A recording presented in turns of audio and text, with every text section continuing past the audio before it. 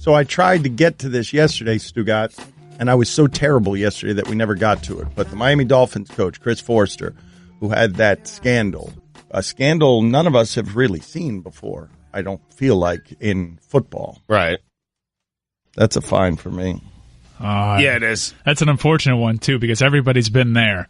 Where you accidentally hit the My phone's voice off. My voice volume mode. is off. I just turned it off. Tough one. That's only a $1 one because we've all been there. It's a tough one.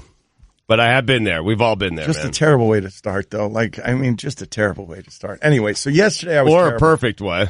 And Chris Foerster is talking from rehab. He's being interviewed. Tom Pelissero, NFL.com reporter, has written a story where he's talking to Chris Foerster on the phone from a sober living facility in South Florida, where he still is. He's still getting outpatient treatment. Right.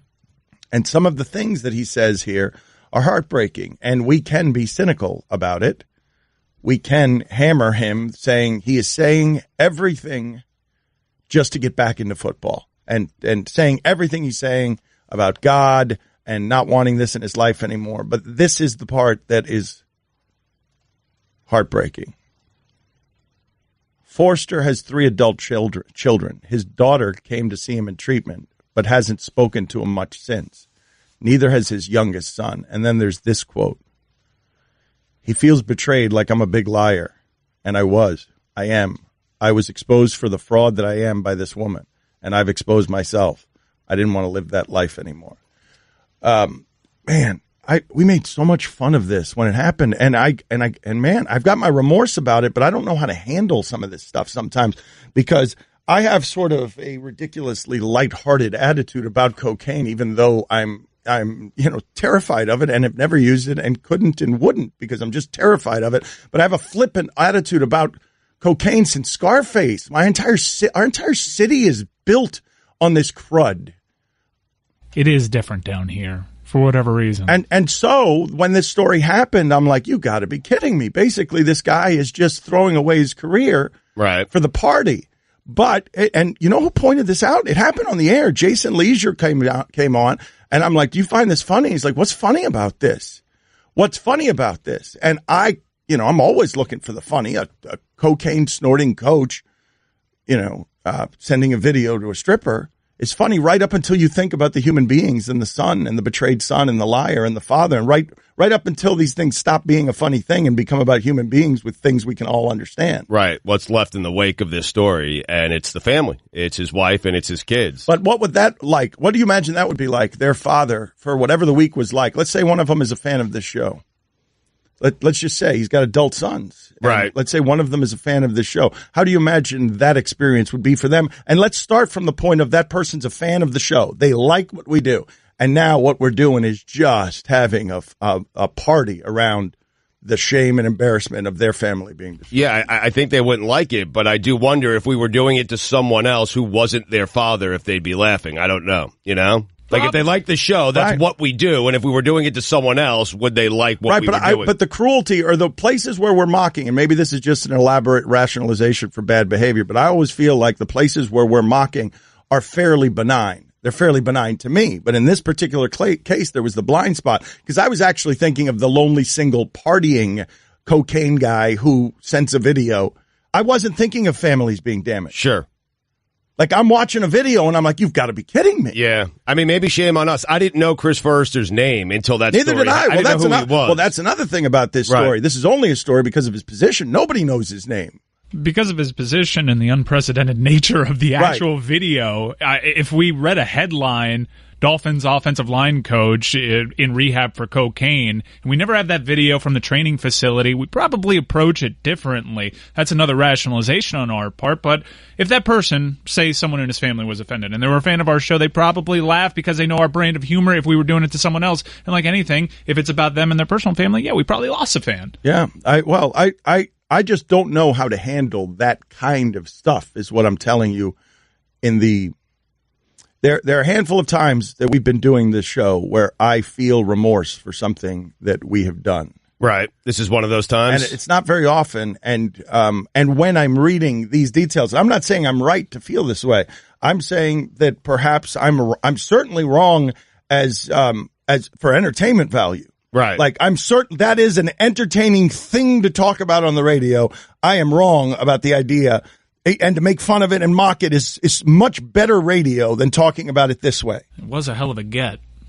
Getting the It was a great get. I know, but that's the one. That's the one that's the one that punches me in the stomach, where I chose the entertainment over a human being, and we used all of our powers to get her on the air. Like, even pushing people aside at Disney who were uncomfortable with putting her on the air. And we were celebrating this thing, and it was funny, and it was voyeuristic, and it was TMZ. But yeah, I have my remorse about how that might be received by that man's wife or the youngest son who now no longer speaks to him. Yeah. So, Dan, if you ever encounter a similar situation, and who knows if we, but I mean, not necessarily, I don't think another offensive line coach is ever going to be doing blow in a training facility. So I'm not saying that, but something where there's a humanity to the actual story. Is it going to give you pause next time? I don't know, because I've made mistakes before and then repeated them. Right. I don't know if I've never done that. You always say your loyalty is to the audience, man, is to our audience. You always say, my loyalty is to the audience. Yeah, and yes, I think the audience expects that from us when this kind of story breaks. Yeah, but Dan also likes to teach the audience lessons in humanity. Well, right. Well, this is what I would say to you. I would say to you that what you've also heard me say is that my loyalty stops where my integrity begins. Okay. And while that's blowhardy and you're a writer. No, but it's stolen. That's not even mine. I read it in one of those things I've learned in Esquire. It was like some politician said it. A little bit of Stugotz in everyone. You're a learned man. It was just a page you read on the toilet. It was not educated or learned. I had you in a library. Just go with it. Yeah. And I just remember when, reading this stuff. The person I am, I think you guys know this. Like, you might not like me. You might think I'm obnoxious and arrogant and jerk and everything else. But I think I'm a caring person. Does the audience know that? Maybe the audience doesn't know that. Maybe the audience. Poll. Yeah. Do you know? Are you worried about? Is there a midlife crisis going on here? There's not a midlife crisis. Right. No, there's not a midlife crisis. I've never been happier, and I don't think the show has ever been better. Right.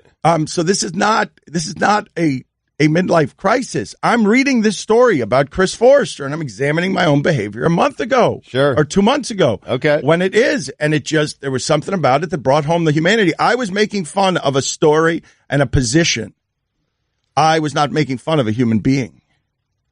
And so the moment you stop treating him like a human being is the moment that, that one's tricky. I don't want to do NPR radio either, Stugotz. I don't want to do not This American Life, whatever that show was at 4 a.m. on Sundays, like positivity about sports. Right.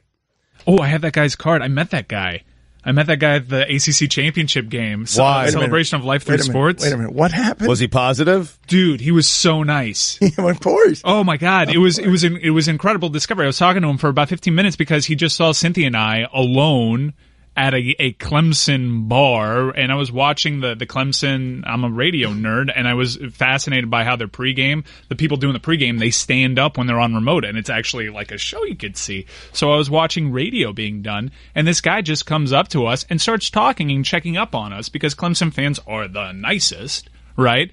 And he's just going out, what I do comes up, and he's like, oh, I'm in radio, I actually know George Sedano and whatnot, and it comes to be that he was the host of Celebrating Life Through Sports, and I marked the hell out. I go, you don't know how many times I've listened to you in a cab riding back from a club at 4 a.m. from Mansion. You were the soundtrack to my early 20s. Where everyone was doing this aforementioned cocaine. That I did so many Sunday morning shows on ESPN radio, driving in from somewhere or cabbing in or having someone drive me in from somewhere to get to the 7 a.m. show. Right. And that's what was on, this positivity. And what I would do in that state would be like, oh, shut up. Just shut up. I want to. Right. When you feel like that, the last thing you want is him. But I told him that, and he said, you are a target demo.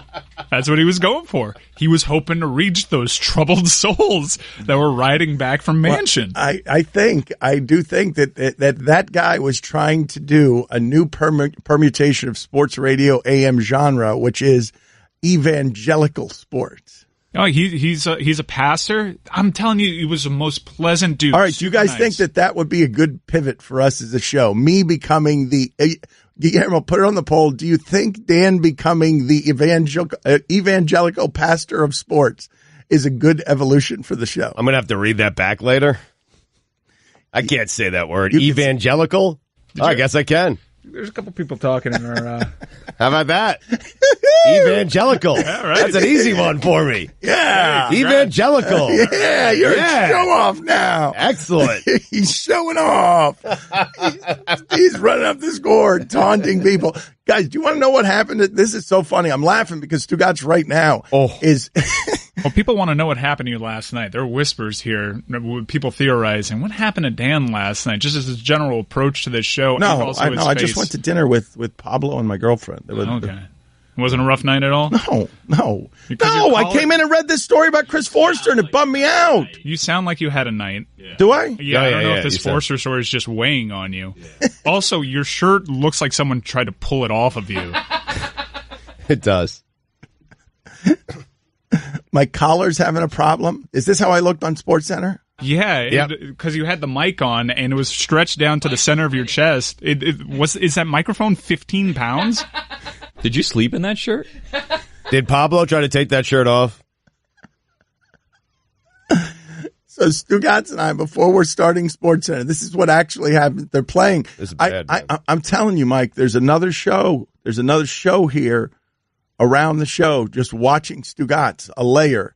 Stugotz sits next to me on the SportsCenter set. This is the height of the dream for me, longtime sports journalist, and Stugotz has wanted to get his gas bag opinions on SportsCenter. And we're sitting on the middle of the set, and they're playing some sound of something. And Stugotz starts arguing with the camera in front of him, even though we're not on air yet, where he's like, "You need to zip it up, Le'Veon. Zip it up. Either sit out or just play and shut up." Yep. And then the next thing he says, and it's right before the microphones come on and they start asking us questions, the next thing that Stugotz says is, "Oof, my neck hurts, man. I could barely move it. I could barely move it to the right." So he's telling Le'Veon Bell, who does a very violent thing for a living, to zip it up or play while toughing out a SportsCenter appearance with a banged up neck. I think I called him a tough guy. I think I said, "Hey, tough guy, stop threatening to sit out. If you're going to sit out already, let's go." First off, you got a big playoff game, and that's what you're thinking about next year and sitting out in a long-term contract. You got a big playoff game, a Super Bowl run coming up, and I'm tired of him every year saying, I'm going to sit out a year or I'm going to retire. Do me a favor, tough guy. Sit out for a year already or retire. My neck hurts. Dan le Batard. You introduced me to a great masseuse. Jeff Finney is his name. Now, there was a time where Jeff Finney was giving me massage on a weekly basis. He's rough. Like, he stretches you out, and it's really, really rough. Stugotz. And I sent him a text, or I thought I sent him a text saying, "Hey, 9 o'clock tonight, I'm ready for you to work on me." I sent it to Jeff DeForest. This is the Dan le Batard show with the Stugotz on the ticket. I saw something during the break, a glimpse into our present and our future that was deeply disturbing. Yeah. And this has probably been the case for a long time, maybe as much as 10 years for all I know. Right. But during the break, I was lovingly massaging this neck area of yours that is problematic. You've got great hands. And and the shipping container filled with frightened refugees, I have never looked in there and felt more like the doddering father who is just out of touch with everything that the kids think are popular. And it's probably like what you're going through at home with with your 13-year-olds, where you're no longer their hero. Nope. You're just dopey dad. Yes. They no longer look at you through a child's eyes. They've got their own opinions and they realize, oh, dad's a dope. Yep. It happened last night, as a matter of fact, because Emma, one of my twin daughters, 13 years old, okay, she was dancing. She's the nice one. They were dancing at the basketball games. There was a girls' basketball game and a boys' varsity basketball game, and her dance team danced at halftime of each game. She saw me. She's walking down the hallway with the dance team in between games. No. So the whole school's there, boys are there, the basketball team's hanging around, and there was a time where Emma would see me and she'd run up, "Daddy," and hug me and not be embarrassed by me. Well, she saw me. This is bad. And I understand it. I told her I understood. But I had two people. I went to the concession stand in between games. So what You had, wait a minute. How many hands full of food did you have? Were both of your hands occupied? Both hands were occupied. I had 3 slices of pizza in one hand. I had a bag of chips and a couple of sodas in the other hand. Oh, so you were like, who was it that holds, Johnny Bench, who holds 7 baseballs or 8 baseballs in each hand? That's what you were doing with food? Yes, and but before I even left the concession stand, I opened up one of the sodas to take a drink. It exploded, so there was soda all over my. So she walked up and she just goes, "Oh my God!" Oh my! Like, wouldn't even look at me. She had her hand like a visor over her eyes. Oh my God! Oh my God! Oh my God! But that's what just happened when I looked in the shipping container, and they were all looking at me, and I was lovingly massaging you, and they were disgusted and laughing at us. And what I saw sweep across everyone's face in there is 10 years of regret on where the life choices have been dedicated to a career.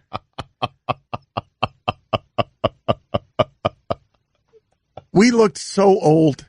I know. No, it was cute. No, we're going to get cute. It was cute. Mike, we got a problem on our hands, like a legitimate systemic problem. And you guys should be concerned. More so than anyone. No, this is the problem. I don't know. Wait a minute. Why are you threatening them? I'm not threatening them. I would like them. I would like one of them to say, look, hey, Stu is hurting. Dan's hurting. I'm going to go rub his neck. More than anyone. I don't know. This is not relevant. No one should be worried. Yes, no one should be worried. But you guys have seen that we are very popular with young people. Extraordinarily, weirdly popular with young people, given that I'm 49 years old and Stugotz is 44. And the reason for that is the show acts young, and you guys are keeping us young. But you're failing. I can't stop the aging I know, process. but you've got, well, Tom Brady can. Why can't you? Yes. Please, get figure it out. Get us a doctor who's not a doctor to rub some cream on Stugotz's neck so he can go on SportsCenter and rip Le'Veon Bell for not being tough enough. So he can have the strength and the healing in his neck. Yes. But Stugotz is a nightmare on this front because his solution to back pain has always been, instead of stretching, an epidural. Oh, the needle. The things that ladies use to give birth. Yeah. Can you use that in the neck? I wonder. Because I might go, Dan, I got to do something. I don't know if I'm telling you right now, this is so bad. I'm dizzy. I have a headache a little bit. And no, that's what happens when you've got something pinched in your neck. Like those are the symptoms. That it hasn't happened to you. You're not in any grave danger, but that's what happened. The stuff in the eye and the. Right. You think there's someone you know down at South Beach that can maybe stop by and. Well, I can do it during breaks, lovingly, during every break. Maybe we can have. Is this a human resources issue? Can we get Billy to come in here? Since massage. He was the most. Yeah, what is with that? Yeah. What's going on with Golick and that bet? They're doing that thing where they just hope you forget. Yeah. You can take a neck epidural. You can. Yeah, there's a type of neck epidural. Stugotz, you do not need an epidural for what is happening in your neck. You've got just one slightly. It's not a major problem that you have in your neck. If I could help you fix it during the break, I'm not a licensed chiropractor. No, I know, but it still hurts. Like you did. I appreciate your efforts, but it's not healed yet. Yeah, you can get a cervical epidural. Guillermo, I'm there. Guillermo, put it on the poll. What is Dan? Golf games to play this. I mean, what is Dan more likely to become later in his career? A licensed chiropractor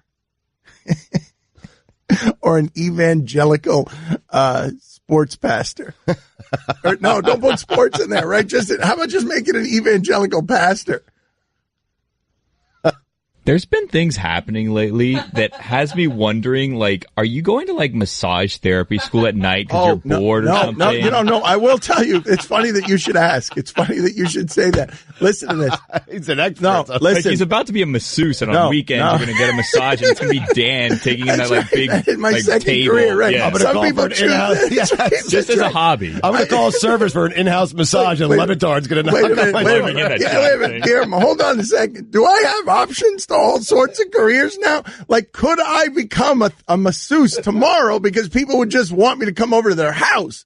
And so I'd sit there for an hour talking to them and maybe like rubbing their body, but they don't care because they just wanted me to come so they could ask me about my father. You could absolutely traffic on your celebrity that way. Yeah. To create a side business. Yeah, a you great could charge idea. $500 a hit. There's probably like an area you could go to too, like if you didn't want to be known, like you could just be Danny the masseuse. Yes. I love that. Yeah. No, what has been happening with me, and it's weird. It's weird. It's really weird. All of it. Age? I mean, yes, age. Yes, that's part of it. Medicine is part of it. But also something that's been happening here is I have been working with these energy people, the chakra people, chakra adjusters, acupuncture, and some Kihara type of stretching that is excruciating. I've been doing these things every day for 4 months, and it's only completely changed everything I've ever thought. Like, I'm just altered. I'm altered in a way that you guys can probably tell on the radio, and I don't know where this is going to end up. Can they fix your throat? How many conflicting theologies are you studying right now? It gets confusing, man. Oh, You got one guy telling you this, the doctor's telling you that. You don't know who to believe and who to trust. They all have their own agendas. Yes, you are right about everything that you're saying. But what the part that's weird to me is having made no other changes in my life other than the ones I just told you about. Right. My body physically feels better than it ever has, in a way. Like, I need 4 hours of sleep at night and I'm good and I'm not tired. I was so exhausted before. The reason I went to all these people is because I couldn't figure out why I was tired all the damn time. You and I, Stugotz, this is a weird job, man. It's a weird, you leave at 2:00 in the afternoon and you're exhausted. Yes. You work from 9 to 2 sitting there and you're exhausted. 9 to 1. I leave at 1 and I'm exhausted. Yes. To your point. Okay. Yes. I'm and exhausted. So what I'm saying, I couldn't keep the pace the way we were doing it. The way we were doing it, I was dragging my ass to a finish line by my knees. I wasn't going to make it. I was marching physically toward the grave because I did not know how much pain my body was in. So I searched through all these things you guys are talking about. Conflicting, not conflicting, where do I need to go? And my body right now feels better than it ever has. I feel physically good. Right. And I'm not tired. And so there's inspiration in that. Like, I keep seeing the possibilities now where before I was just sort of tightening everything up. I'm like, I don't want to do anymore. I don't want to do anymore. Now I want to build everything we got here into the sky. Cause I just feel differently. Was it costly, all this stuff? Yeah, hugely time expensive. consuming? Hugely expensive. Yes, no, and not hugely expensive. The needle's free. Hugely painful, hugely physically painful. Screaming for an hour. Like, but I'm on the other side of it. And yeah, like I can feel happy, it's just weird. Like I was not there before. So that's what you've noticed, Billy. That's more of an answer than I'm sure you wanted. So you have a second job now to pay for this expensive therapy. Well, I'm going to have to get one. Yeah. So I'm taking ideas like this one. Danny Can I come masseuse? to your house? Well, I've got so much energy. I could do it midnight to 4 a.m. At midnight to 4 a.m. I'll come to your house and give you a massage. Side business. Baby. It's weird going to Dan's house now. I went to Dan's place, and he had a guy that was there to stretch him out, and he was rolling on foam. I found the 4 Hare Krishnas in the corner very... That's not true. That's not true. There were only 3 Hare Krishnas. One called in sick.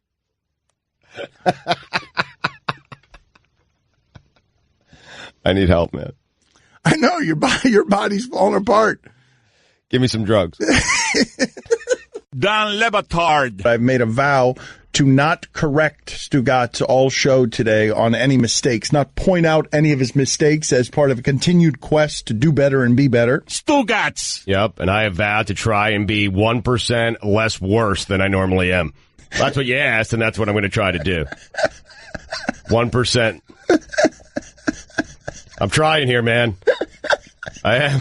This is the Dan Le Batard Show with the Stugotz on the ticket. We got a problem around here in that Stugotz got his feelings hurt by Roy yesterday. Yeah.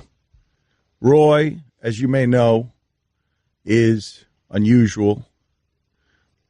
I'll give you an example of Roy being unusual. Roy, the way that he told us that he was going to become a father was at the end of a meeting, just sort of under his breath, about 30 minutes of mundane stuff. He just sort of tossed in and, yeah, I'm going to be a father. And then just sort of his head dropped in his hands. It is the worst announcement of a baby's arrival in the history of people speaking. No doubt. No, just tucked it into a meeting about, like, we were handling the most mundane stuff, and he just tossed it in at the end. Hey, yeah, there's going to be another human life in my life in 9 months. I don't think he had said anything the entire meeting. And no, he said, Roy, right. You go, Roy, you got anything? And he goes, yeah, we're having a baby. All right. And so okay. The other day at my house, Roy, Roy, on his way out the door after a meeting about stuff, on his way out the door, Roy just walking to an elevator. Right. Roy's like, yeah, and you want to be the godfather? Huh. There wasn't a ceremony. There wasn't joy. There wasn't an arm thrown about my back. There wasn't thawing cold. All right, Christians were jazzed up about it. Yeah, they were dancing. Tambourines were playing, and Roy just I love the idea of this. I do love the idea of 3 or 4 Hare Krishnas just living in my house. Like, you turn a corner, hey, Bob. I could so see that. Yeah, Roy, that's right. It's funny because you don't think of Hare Krishna as his name Bob. That's right. That's why it's funny. At first they were all into it, but now they're just sort of loitering around, sitting on the couch. Snacking. Just you walk into the kitchen, the 3 of them are making like a salad. Just using your Sonos sound system. Sup, Roy? Hey, Bob.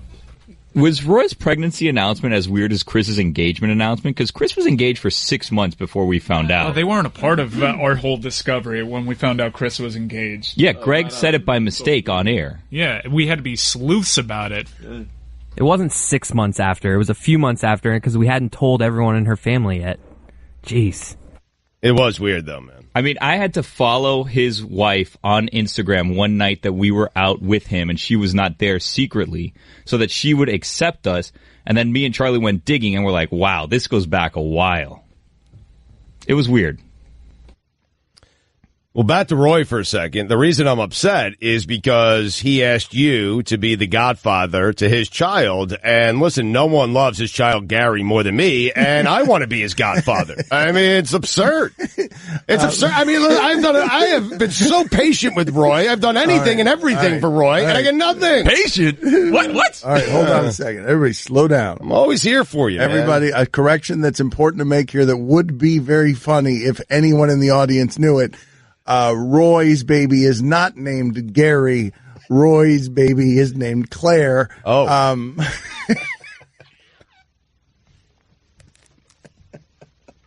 Yeah, you make the perfect godfather. Thanks. I understood Gare. Somebody.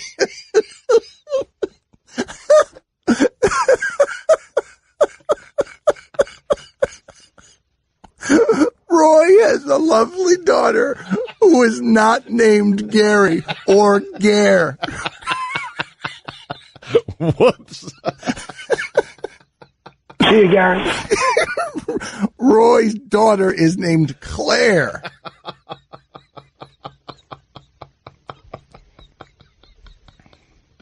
Ow. He hurt his neck. He hurt his neck laughing. Well, how are we going to? We need to get a masseuse in here. Like, what are we going to do? All right. Well, you know what? We could actually do this on the radio. This is the thing we can do, right? Does anyone around here like our show on 10th and Ocean? Come over here and you get the great prize of some pictures and you rub Stugotz's neck. Oh, let's not do that. A masseuse.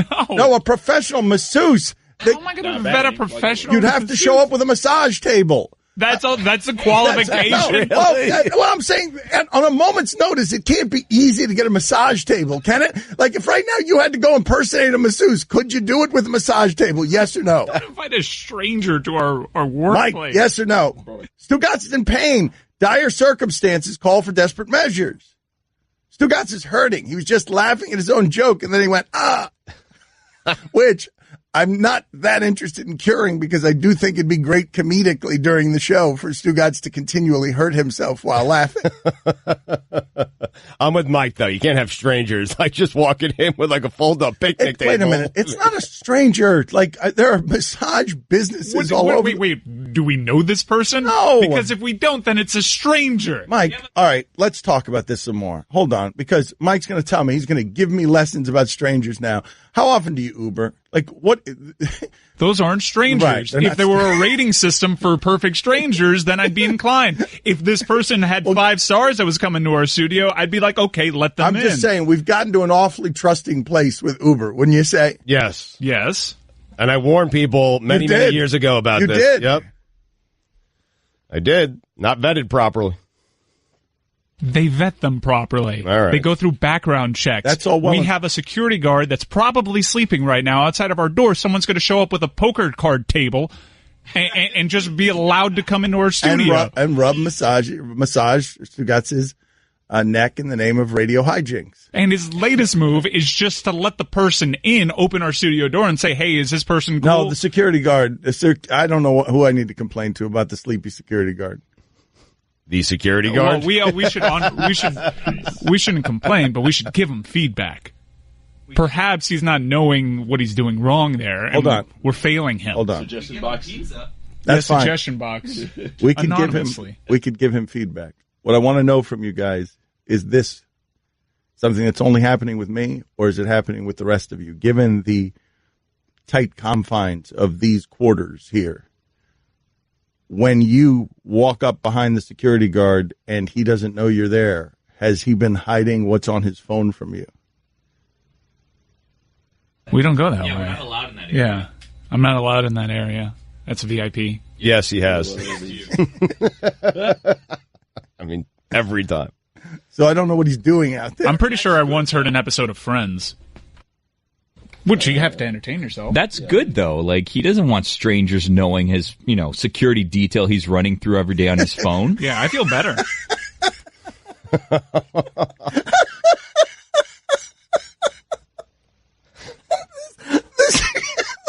The Mission Impossible blueprints that he's going through every day when he pulls out a chair and sits down outside our door. Yeah, any Tom, Dick, and Harry can't just come and see what he's doing. Right.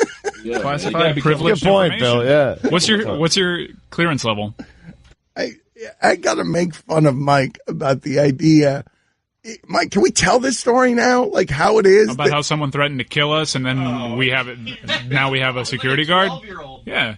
You can tell that story. Someone threatened to kill us. Oh, no, hold on a second. Hold on. Have we told the story? Is the story off limits? Or do I have any blind spots about the telling of this story? Don't mention any names. All right. Don't mention a time frame. Okay. Just sort of talk around it. Okay. So, yes, we got a death threat. And Mike became very concerned. And for a while there, I was having very high-level meetings about how we get an eye peephole in our door. Like I spent many meetings like talking to various people. This took months and months to get a hole in the door that we could look through. So if someone knocks and we open the door, they don't stab us all immediately with a machete. So it took months and months to get a peephole. Yeah. Machete. Yeah. To be fair, we got multiple death threats. All right. But, good. All right. So you get multiple death threats. But anyways, so Mike Ryan, dutiful producer, who got that glass window in that door in like 90 days. Yeah. Dutiful producer gets alert Disney and something called global security. Now, whatever the hell that is, but I just want you to imagine raining down from the sky on rappels down someone's house, the person who made this threat. And man, was his dad pissed.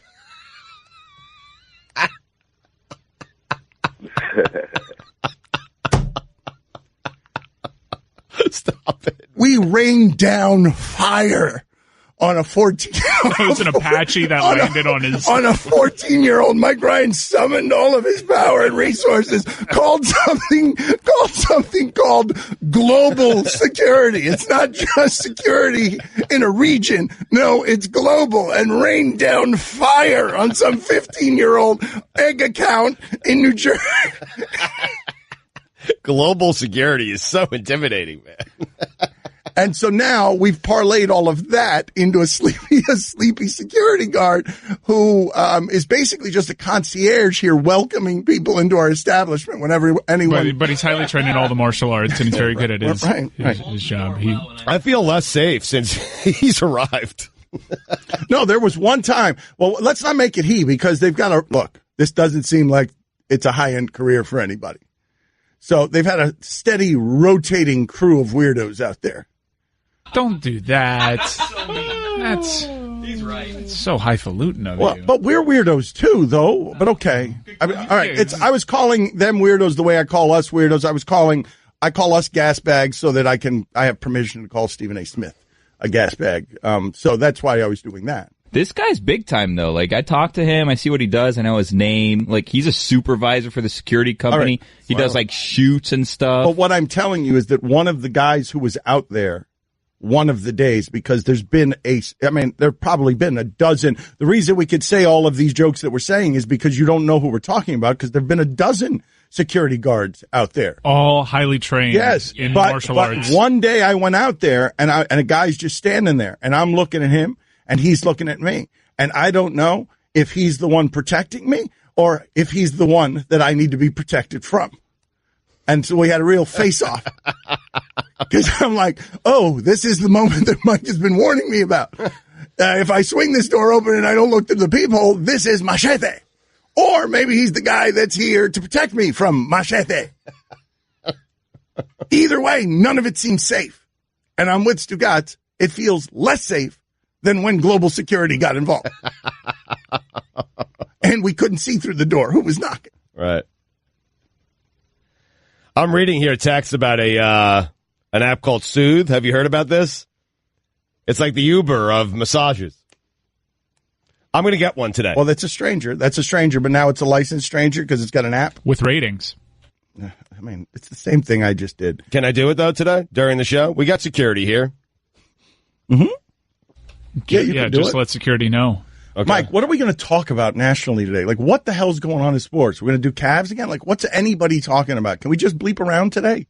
Well, we use a lot of good stuff right now, but, I mean, obviously, Deion Waiter's ankle surgery, that's leading all of ESPN. Mm-hmm. So he's now decided to get the ankle surgery? Yeah, which is something that the Heat did not want him to do. So, well, he cashed it in, huh? Yeah, Riley got. We got. Ooh-wee. That one.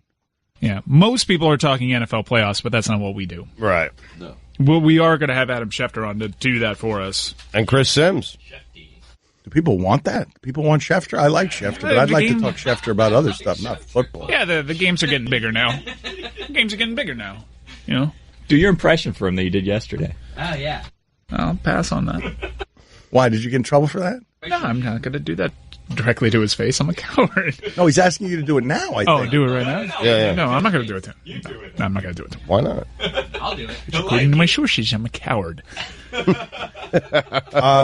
No, I like Adam Schefter, but that's generally not what we do.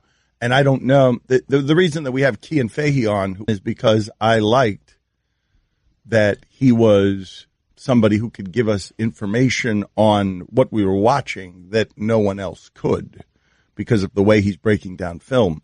And while I value Adam Schefter's form of information, it's the best in the industry. Those are things that I don't find fun to listen to. Right. His form of information.